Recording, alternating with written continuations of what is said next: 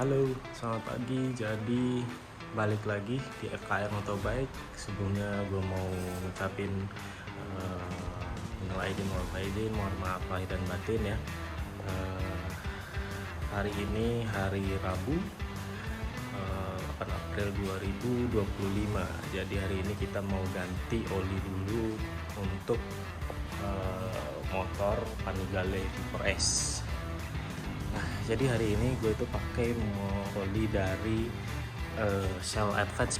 Nah, kenapa gue pakai oli ini? Karena memang di Shell sendiri atau di tempat gue nggak ada jual yang sesuai dengan kriterianya ya, kriteria yang di manual booknya. Jadi untuk Shell ini itu bisa sesuai dengan kriteria mesinnya si motor gua.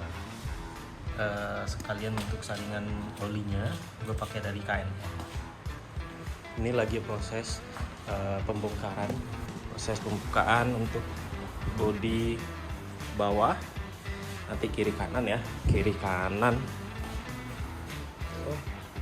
Kita buang dulu olinya, nanti habis itu kita cuci, oke? Saya itu terus di FKR Motobike.